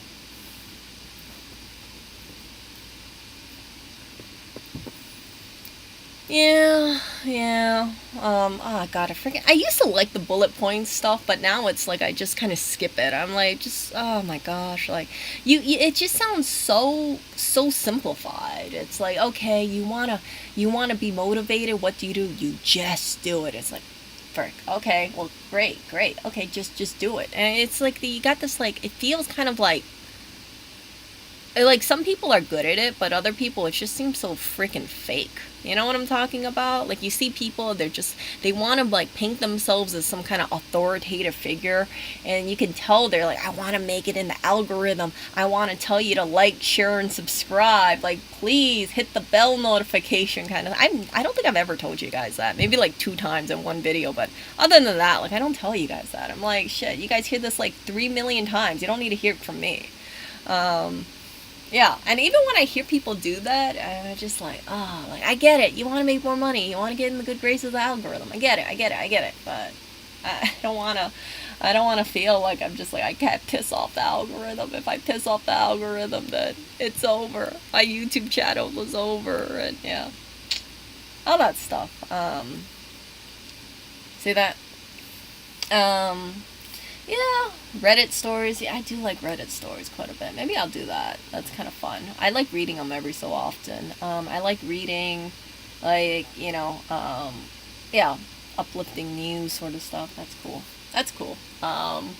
Or am I the asshole? That kind of stuff. That's cool too. Ah ha ha ha ha. Yeah. No. There's some things that I like over there. The quartering guy, subscribe. No. Oh gosh, but you guys can know what they do, why they do that, right? It's because they want their videos to get more promoted by the algorithm, and then that way they can make more money. Like, don't think, right? Like, don't think like some of these big content creators are just doing it out of really their goodness of the heart.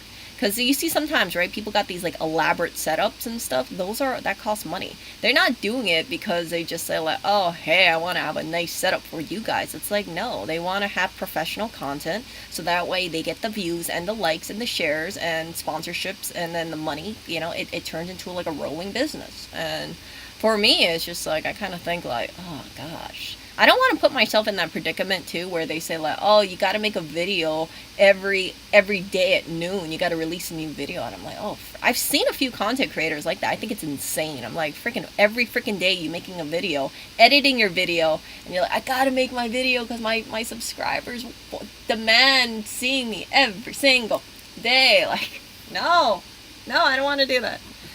I don't want to do that. I don't wanna be like, yeah, you guys, I gotta like make my channel stand out because every day at noon you'll get a new video, and it's like after a while, right, you lose freaking content to talk about. Like, I can't imagine talking about this like one specific thing like gardening. Well, let's just say gardening. I'm not very good at gardening, by the way, but like gardening every freaking day or like every week, I gotta make a new gardening video. Like, oh, let me tell you about how to do natural gardening or compost, and then, oh, better ways of composting, better ways to, add nutrients into your soil. Oh, look at this great soil reviews. It's like drives you crazy after a while. Because then after a while, it's like, what do you talk about? Then you start talking about what benefits of tomato plants. Oh, gosh. That kind of stuff. two a day, 4 days a week. Oh my gosh, you know what kind of pressure that is, board engineer, two a day? If you have a team, you could do it, okay? You could, but if you're just like you by yourself, I can't imagine making a video, two freaking videos a day. Like if I was reviewing something like snacks around the world, then I think I could do it. But yeah, to come up with like topics out of the blue and then you feel like, oh, here I go again. I gotta go behind the camera. Let me talk about this again. It's like, oh, I've seen some YouTubers, and I'm just gonna lay it out there. Like you can tell they put a lot of time and effort into how they look, but it works out because people check them out, right? But then it also can make you very self-conscious because God forbid you have a zit and you have a high definition camera or so. Like God forbid you have a breakout, especially for women. Like let's be real here. Like sometimes you look at women and people like are interested in her because she's hot, right? So you see these women who they're like, oh, they're like, I want to talk to you about a serious topic, and then they have their freaking chest hanging out, and it's like, oh, okay, well, okay, well, that's how you're gonna get the viewers. I've seen a few of these people in certain kind of like channels, and I just think like, yeah, the women knows exactly how they're gonna get their audience in, and it's really through sex appeal. I'm not gonna blame them for that, but it's like it really is a business. It really is a business, and if you go on the views, you want to get people to click through, so it really does benefit you if you're really hot, especially if, like, can you imagine if someone was doing something about, let's say, let me give me something like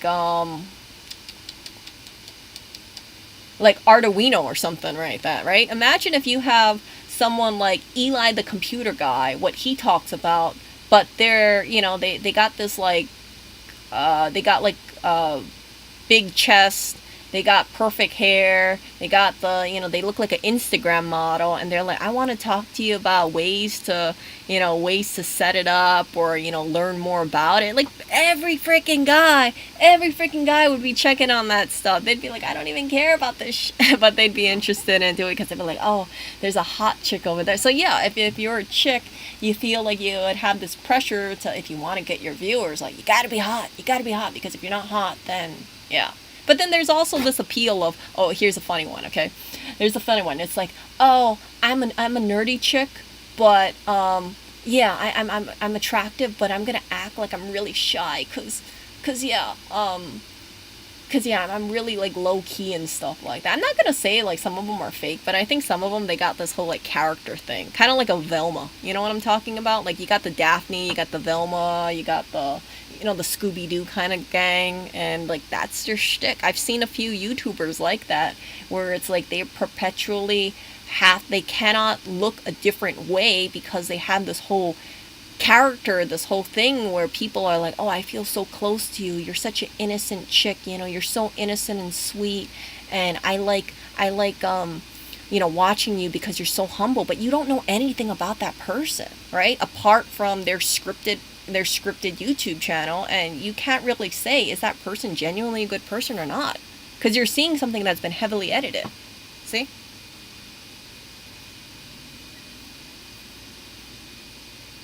So that kind of stuff, it's like, oh, like I said, it's like it when I look at this kind of stuff, or when I kind of think about this stuff, I'm like, damn, it's competitive. So I think, right, if you had like a bunch of hot chicks talking about, let's say, computer terminology and things like that, like it would really kind of like rock the boat. Like imagine if you had a chick, and I know this might give someone some ideas over here, but imagine if you had a chick who was smoking hot chick, and she was like, okay, you guys, today we're gonna talk about how to be a really good plumber. Like everybody would be show all this interest in fucking plumbing or something, and she'd be like, yeah, I'm gonna tell you how to clear a drain over here, the best steps to do it. And the girl looks like she's smoking hot, like she's walking down the beaches of Miami, and people will be like, I want her to unclog my drain or something, or I wouldn't mind unclogging her drain. I'm sure they'll get like those kind of comments. But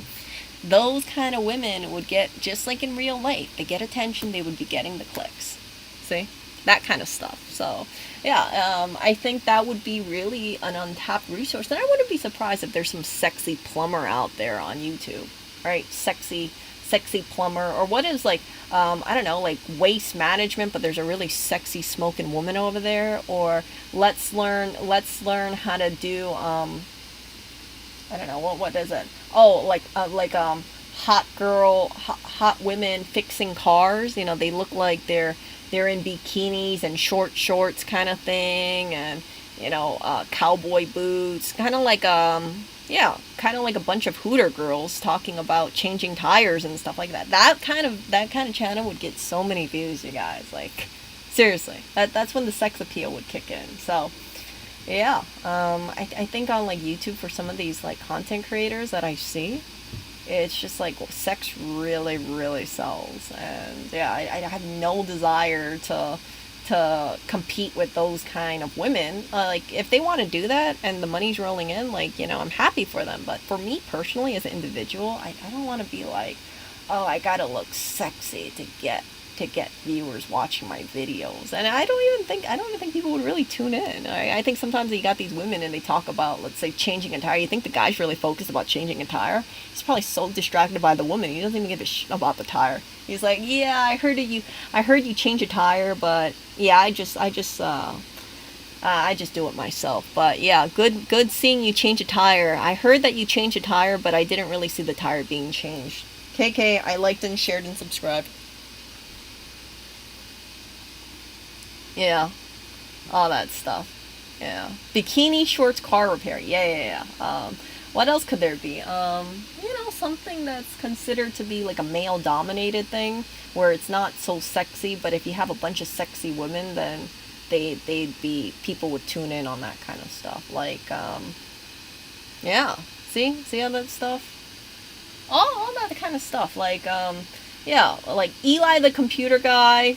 Just imagine him, but like all his educational content that he's done, but you got a chick with like, who's like banging, and she's like in a low cut top, or she's in a bikini, and she's like telling you about computers, or she's telling you how to build stuff, or she's talking about Python, that kind of stuff, and people will be like, what? No, there was educational content, but I did not see any educational content because I was so distracted by her body. And yeah, I've seen a few people like that. Not gonna name names because I don't remember their names, but there's one chick that I see, and I'm like, dude, they're like huge, okay? I mean, they're huge like in terms of their subscribers, but again, when I talk about this stuff, it's like dime a dozen, because there's a bunch of hot chicks, like obviously using their sex appeal to get the views. And yeah, they have educational content sprinkled in, but you can tell that she definitely made sure her chest had, the push-up and everything like that. Like, you got a real clear view of her chest while she's doing something. And yeah, it's like, they're just gonna be like very like low key, like, oh, they don't want to draw attention to it, but you can tell by the way they're dressing, right? Even though they're not like, hey, look at me, like, they really want you to look at them. They want you to subscribe. They want you to look at the video longer, because the longer you look at the video, the more ads you see and the more money they make. So I've said it before, right? But I really feel like sometimes it's like one of the best investments a woman could make if they want to put themselves image-wise, would be getting breast implants. Because if you get breast implants, then you can, guys will automatically be drawn to your chest, and then they'd be all like, ooh, yeah, I want to check out this content creator. Oh, wow, this is great. Guys are going to be guys. Like, I'm not going to blame them, but yeah, like, if you want to break out as a content creator and you want to, like, be the sexiest one kind of thing, like, and yeah, I think that it is doable, and then people are going to talk about them, but people aren't going to talk about their educational content so much. They would be talking about how hot they are, right? And then people will tune in regularly to see the hot chick who's talking about educational content, and some people will scrutinize for the educational content. But if I had to put myself in those shoes, you know what I would do if I was a really hot chick? I would do this. I would get a bunch of, I don't mean this derogatory, but I'd get a bunch of nerds to write my script. And then I'd just smile on camera with my perfectly bleached white teeth and my nicely styled hair, and I'll tell you so much technical jargon kind of thing. Like, okay, hey, you guys, we're going to be talking about da-da-da-da-da-da, and I'm going to explain the steps about what you can do to da-da-da-da-da-da, right?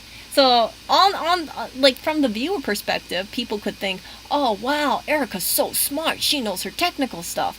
But, in secret, I have a bunch of nerds who are writing my script, and my job is just to look hot. And then at the end of the day, if I had viewership, right, it's like the nerds get paid, I get paid, and people on the internet think I'm really smart and I'm really tech savvy when I'm really not. I'm just like the host of a TV show who has editors.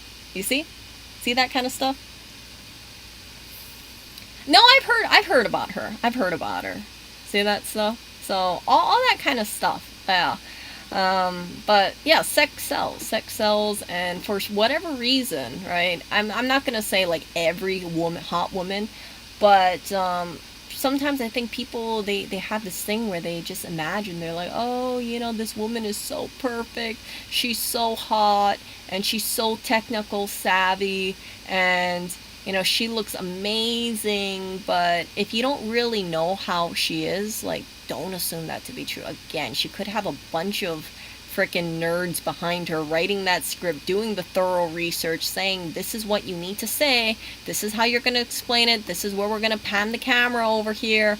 And she is just a cog in a very highly scripted orchestra of sorts, right? A movie of sorts. And but yeah, people don't want to hear this stuff. They just want to think like, oh, she's the perfect woman, she's so hot, she's so smart, I want to be like her, kind of thing.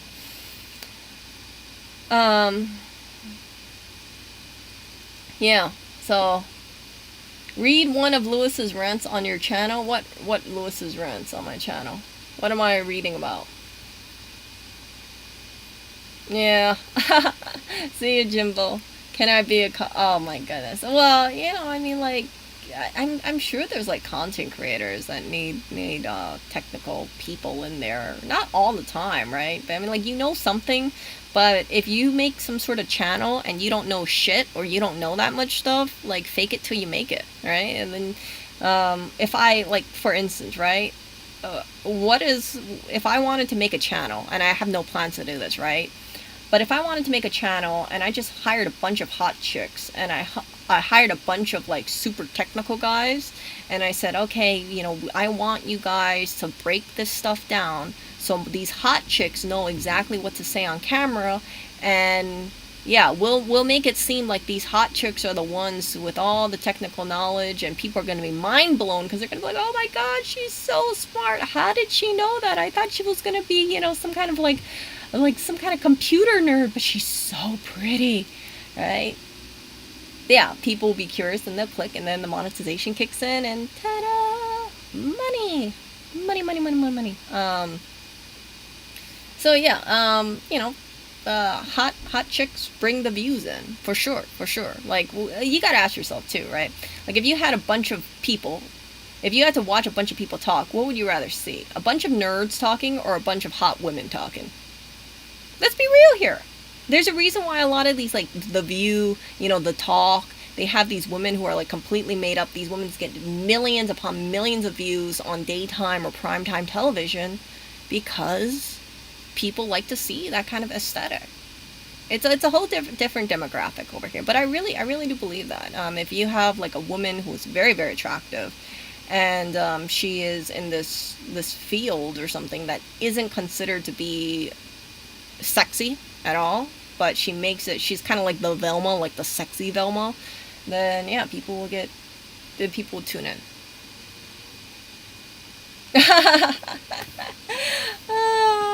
Am I secretly a guy? No, I have awareness. Keep in mind, right? I grew up having a lot of male friends, so it's like I see this kind of thing, I meet up with a lot of male friends, I hear their thinking, I kind of pick up on it, I see it, I can put myself in a male situation, right? And I can kind of say, like, yeah, would I rather watch Eli the computer guy, or sexy chick explaining the same thing as Eli?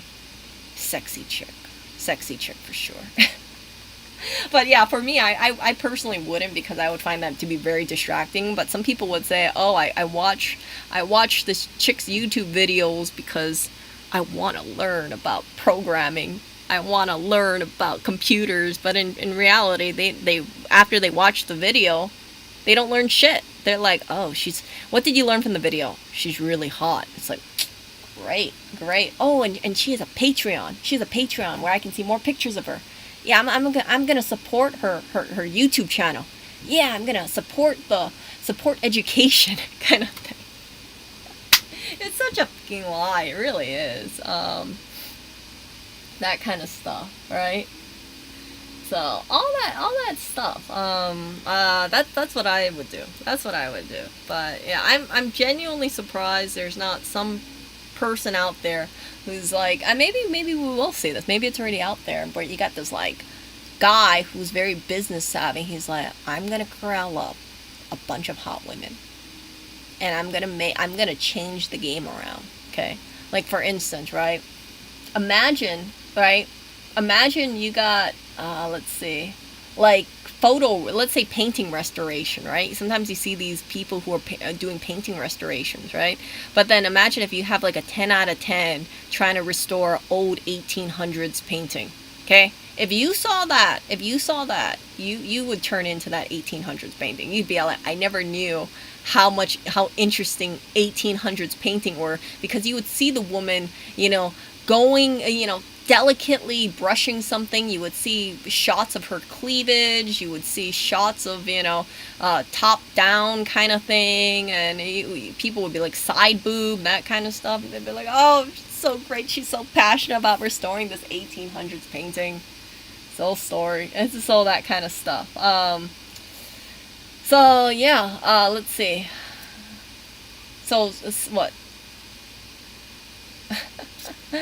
So yeah, I don't know. But that's just my assertion.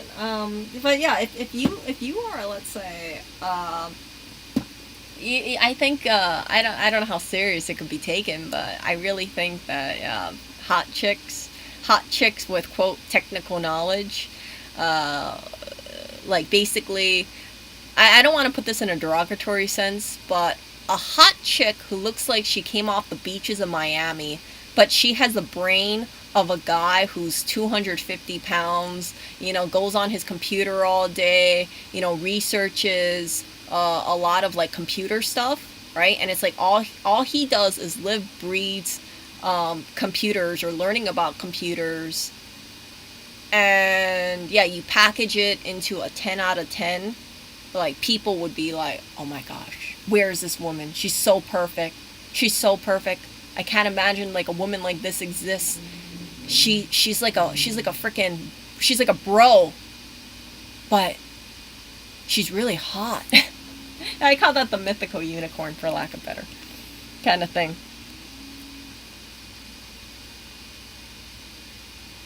So all that kind of stuff, right? So but yeah, don't be surprised if we see more hot chicks coming into YouTube in the future. Getting into this kind of stuff. Hot chick plumber, hot chick carpenter, hot chick car mechanic, hot chick I don't know, hot chick doing something that you wouldn't assume hot chicks to do. That sort of stuff, Hot chick, because you already got like hot chick gamers, right? Those are a dime a dozen. Those Twitch streamers, and yeah, like, good on them for making money. I'm not gonna diss them for it, but man, they got their business thing down, right? Again, some of them, you see these Twitch gamers, they're not flat chested, they're really busty, and then they get all these donations from people, and they're like, oh, you're so great at playing a game, and the chick just has this whole thing where it's like she really tries to get her money's worth out of her boobs. And again, I firmly maintain, if done right, having large boobs are a really good investment. For me, personally, right? It would not work out for me, because I would have that knowledge, like, if I ever became one of those gaming streamers and something, I'd be like, the only reason why people pay attention to me is because of my chest. I don't, I'm not, I don't like that kind of thinking for myself. So yeah, I could never make it as a gamer because people would look at me and they'd be like, oh, she's so flat chested. She doesn't have double D's. You know, she doesn't have full C cups. She's not wearing a low cut top. We go click away and we're gonna go for the curvy gamer kind of thing. So yeah, all that stuff. So yeah, but again, you know, it's like you're paying to see a chick that you think just is like the perfect package kind of thing, and yeah. No, you'd be surprised. Like a lot of these Twitch streamers and these people, like they really like they try to be kind of like down low about it sometimes, but you can tell, right? They're like, it's like front and frickin' center. It's like, look at these. Look at these for the next 10 minutes because that's a golden number for YouTube videos. You see? You see where I'm getting at? Like a lot of these videos, it's like, man, if I wanted to be a content creator and I wanted to get that engagement, I'd make sure like I have a low cut top. I'd make sure I'd get my like Victoria's Secret bombshell bra. I'd put the little chicken cutlets in there. And yeah, I'd just be very strategic about that. But I think that's why the universe said, Erica, we're going to make sure you're flat chested because you would be way too, you know, like you would go overboard on that kind of stuff. But yeah, I you know, as a person who is flat chested, I see the difference on how guys treat women with big chests versus like flat chests. For a chick with a big chest, usually that's like one of the first defining factors that I hear about from a guy. I'm not bullshitting you guys. Like I'll hear about how busty she is, and I'm like, okay, well, what else about her? Oh, she's pretty. Oh, okay, so she's busty and she's pretty. And she's hot. Okay. Thank you. Thank you for that description about her. I really appreciate it. Nothing about her character, nothing about her heart. She's just busty hot. So yeah. All that stuff.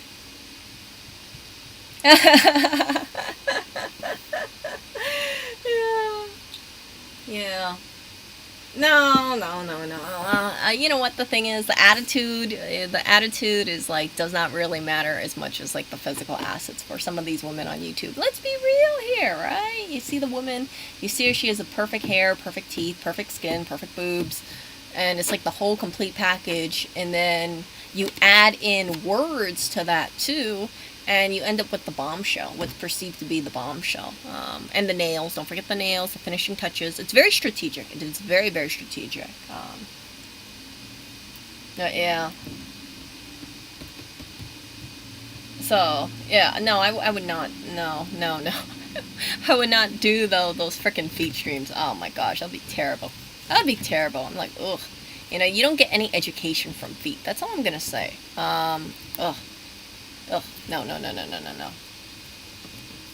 So, I will talk to you guys later. It's like 10:40 right now. I spent longer than I did wanting to stream. I thought it was going to be a very deep thing, and then I started going off about boobs being a good investment and how, you know, how I feel like these hot women are coming over onto YouTube and they're just like, you know, they're like, aha, you know, I'm going to hire, you know, I'm not going to say like these women are not smart, but I'm going to say that I wouldn't be surprised if they have like a group of freaking nerds behind them who are putting in all that work, you know, putting in all that script information in there, and then they just really, it's like a news, like reporting the news, right? You got the people who write down like the script, and then you got the hosts, the newscasters, something different of sorts, or like being in a movie, right? The actor is the one who says the lines, but it's a script writer who writes the script.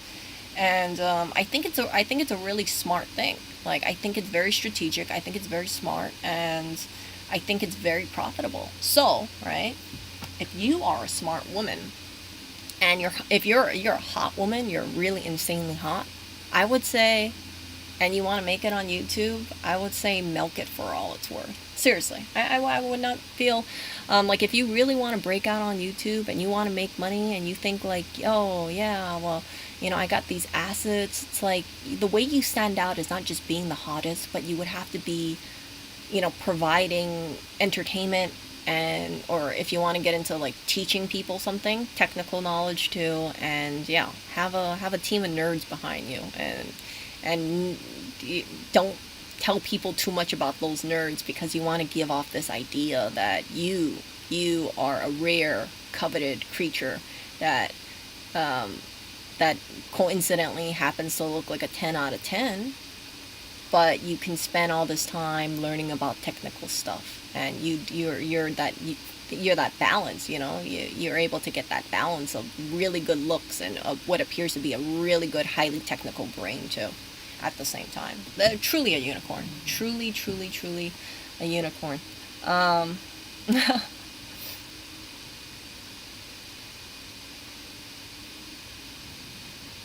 Oh.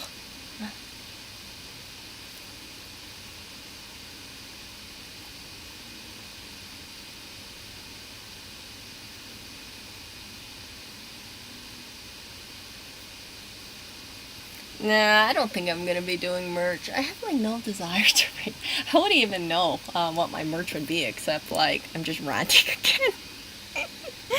I'm just ranting again. There's just, I think there's like certain things that I say that if I tried to like jump it up in one video, I would just like drive myself crazy, because I'd be like, whoa, wait, hold up a second. I said all that stuff, and let me splice it, and let me try to take things out, and let me try to put things back in, and let me retake it because my flow isn't that good, or I did or there was like a breathing noise in there. It's just so much. So I rather just do what I do, and just make these freaking videos where it seems, yeah, I know people criticize me for it and be like, Erica, looks like you don't put much work into it, but you know what? I don't want to be the freaking pony where I have to feel like, oh, you know, got my lighting set up, I got my fake lashes on, I gotta like show off about how great I look, and yeah, that kind of stuff. But you know, I don't, like I said, I don't get anything out of like